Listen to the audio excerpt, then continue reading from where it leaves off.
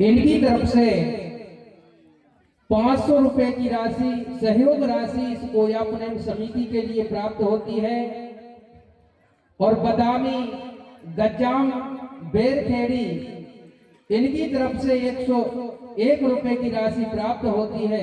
जय सेवा, जय फड़ापेन, जय जोहार।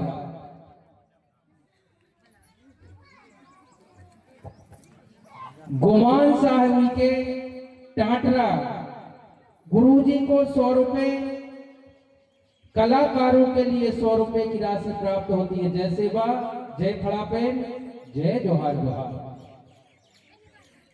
तो शंभू बाबा से दाई पूछने लगी, यह शंभू बाबा कहां मिलेगा और कौन है वो गुरु जो उन बच्चों को निकालेगा। तो शंभू बाबा कहने लगे, हे माता, उस सत ज्ञानी का नाम और स्थान बता देता हूं। तब वह सुन करके कहने लगी, ठीक है। इधर जंगोदाई कहने लगी, ठीक है, मैं जाती हूं और उसका पता मैं लगाती हूं। तो देखिए क्या बोले, नील कोड़ा पर्वत जहां कच्ची मटा सुकुमार, सगा साउरी मड़ा तरे, साधन ज्ञान अपारो। हे माता, नील कोड़ा पर्वत में जहां पर कच्ची मट्टा है वहां पर सगा शाउरी श्यामल वृक्ष के नीचे अपार ज्ञान की साधना कर रहा है, वह गोपाल है। माता रेतार बोली, हे शंभु से अब मेरी बात सुनिए, हमारे कंकाली पुत्रों को कैसा हाल है वो बताइए। माता रेतार जंगू के इस प्रकार के वचनों को सुन करके और शंभू से ऐसे वचन बोले, ऐसे वचन बोले,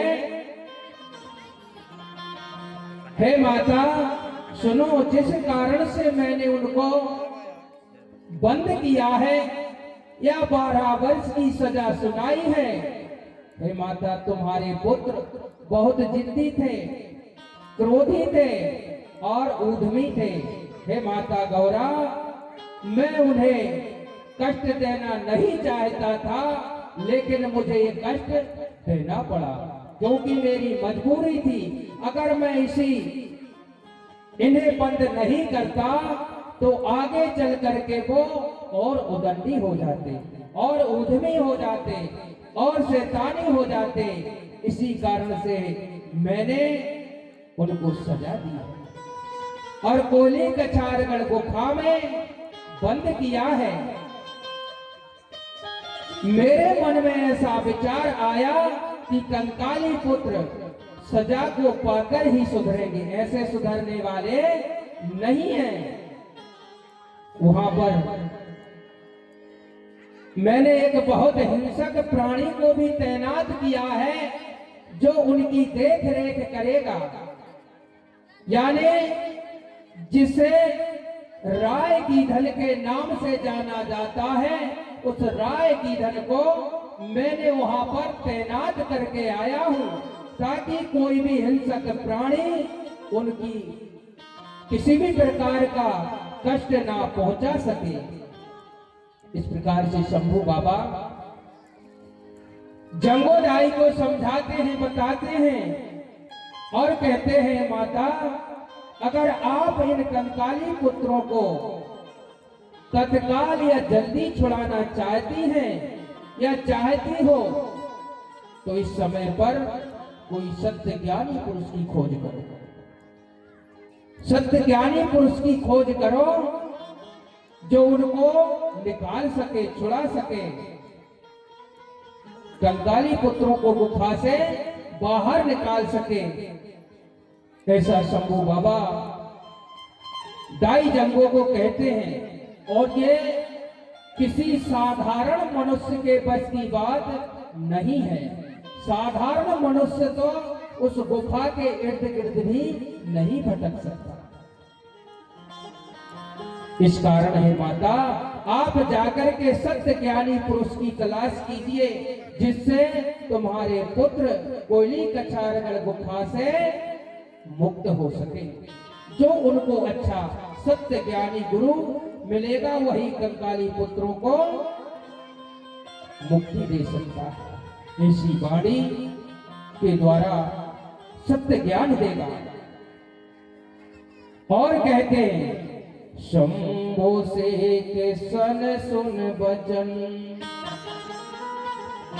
चले है मारे तारो, कंकाली आश्रम आए कर, सुनाय से समाचारों।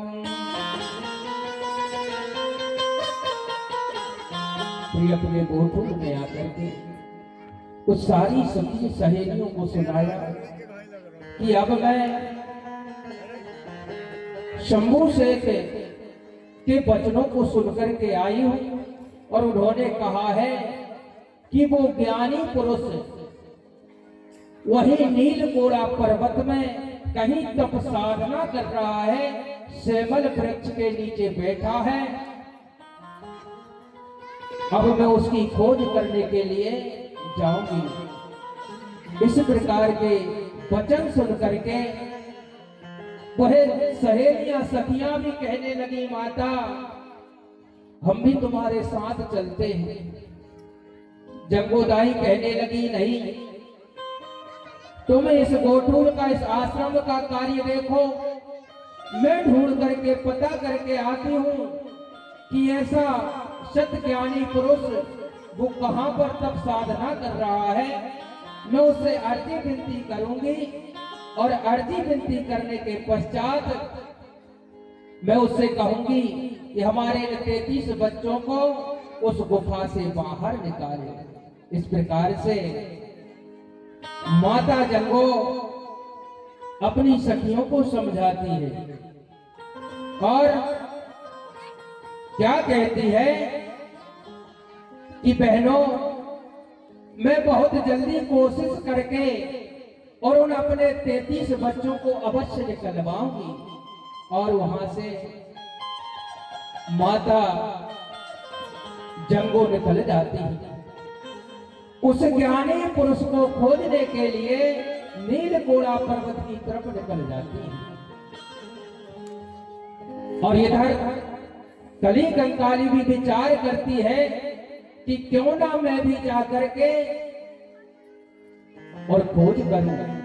तो कली कंकाली भी उस गोठूल से, उस आश्रम से उसी नीलकोड़ा पर्वत की तरफ निकल जाती है।